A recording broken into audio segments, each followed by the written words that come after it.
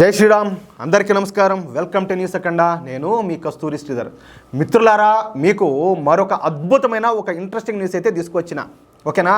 ఈ న్యూస్ని దయచేసి ఎవరు కూడా ఎక్కడ మిస్ అవ్వకుండా, ఎక్కడ స్కిప్పులు కొట్టకుండా చూడాలని చెప్పేసి మిమ్మల్ని అందరినీ సవినయంగా కోరుకుంటా ఉన్నా. దేవేంద్ర ఫడ్నవీస్ ఈయన ప్రస్తుతం మహారాష్ట్ర ఉప ముఖ్యమంత్రిగా అయితే పనిచేస్తూ ఉన్నారు. సరే, నిన్న వచ్చినటువంటి మహారాష్ట్ర ఎన్నికల ఫలితాల్లో భారతీయ జనతా పార్టీ కూటమైనటువంటి ఎన్డీఏ కూటమి ఘన విజయం సాధించింది. మొత్తం మహారాష్ట్రలోని 288 అసెంబ్లీ స్థానాలకు గాను ఎన్డీఏ కూటమి ఏకంగా 235 స్థానాల్లో విజయం సాధించిన సంగతి మనకందరికి కూడా తెలిసిందే.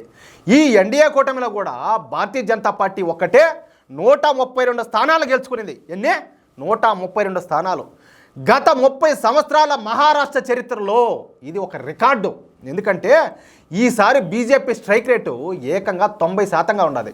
ఇక మహారాష్ట్రలో బీజేపీ 132 స్థానాలను సంపాదించడంలో కీలక పాత్ర పోషించింది మహారాష్ట్ర యొక్క డిప్యూటీ సీఎం అయిన దేవేంద్ర ఫడ్నవీస్ గారు. అందులో సందేహమే లే. అందుకే దేవేంద్ర ఫడ్నవీస్ను ముఖ్యమంత్రిగా చేయాలని చెప్పేసి మహారాష్ట్ర బీజేపీ కార్యకర్తలు అయితే పట్టుబడతారు. అయితే మొదటిసారిగా ఈ ఎన్నికల ఫలితాలపైన దేవేంద్ర ఫడ్నవీస్ గారు అయితే స్పందించారు.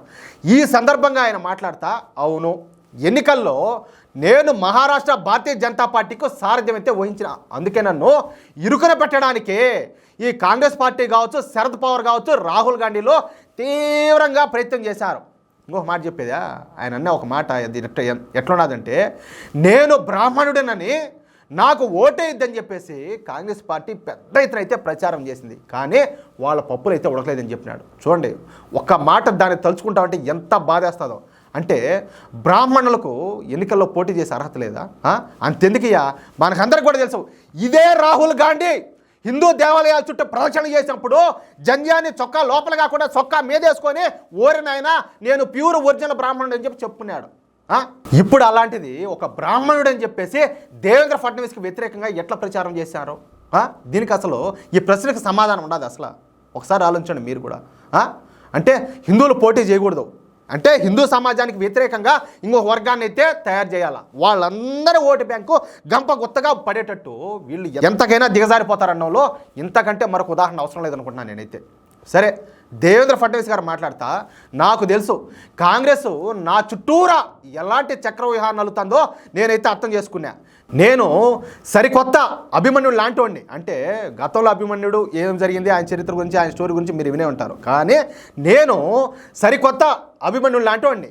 కాంగ్రెస్ పడినటువంటి చక్రవ్యూహాన్ని ఎలా తప్పించుకోవాలో, ఆ వ్యూహాన్ని ఎలా బద్దలు కొట్టాలో నాకు తెలుసు. నరేంద్ర మోడీ గారి సాయంతో నేను కాంగ్రెస్ పార్టీ యొక్క చక్రవ్యూహాన్ని బద్దలు కొట్టినా. అంతేకాదు బీజేపీని ఘన విజయం సాధించేటట్టు నేను చర్యలు చేపట్టినా. కానీ నన్ను బంధించాలనుకున్నటువంటి కాంగ్రెస్ పార్టీ ఘోరంగా పరాజయం పాలైంది. కాంగ్రెస్ పార్టీ పోటీ చేసినటువంటి 102 స్థానాల్లో కేవలం 16 స్థానాలను మాత్రమే గెలుచుకోగలిగింది. కాదు, ఒకసారి మళ్ళీ చెప్పగలుగుతారా? భారతదేశానికి కాబోయే ప్రధానమంత్రి మా రాహుల్ గాంధీనేనన్నా చెప్పగలుగుతారేమో? ఒకసారి ఆలోచించండి. ఓకేనా? అంటే కాంగ్రెస్ పార్టీ స్ట్రైక్ రేట్ ఎంత తెలిసిన 15% ఉంటే మా బీజేపీ స్ట్రైక్ రేటు దాదాపు 90%గా ఉండాలి. ఇది నా సత్తా, నా సామర్థ్యం ఏమిటో ఇప్పటికే కాంగ్రెస్ పార్టీకి, ఉద్ధవ్ ఠాక్రేలకు బాగా తెలిసి వచ్చింది. ఇక ఉద్ధవ్ ఠాక్రే విషయానికి వస్తా, శివసేనను చీల్చి ఏక్నాథ్ షిండేను బీజేపీ వైపుకు తిప్పుకుంది నేనేనని చెప్పేసి ఉద్ధవ్ ఠాక్రే నన్ను విమర్శిస్తా ప్రచారం చేసినాడు. అంతేకాకుండా తానే ఎవరు ఉద్ధవ్ ఠాక్రేనే బాలాసాహెబ్ ఠాక్రేకు అసలైన వారసుడు అని చెప్పి పేర్కొంటా ప్రచారం కూడా చేసుకున్నాడు. అంటే ఈయన నిజంగా సమర్థుడైతే నేనే మా నాయనకి అసలైన కొడుకుని అని చెప్పేసి ఆ చెప్పుకునే అంత నేను ఇంకేం చెప్పాలి చెప్పండి?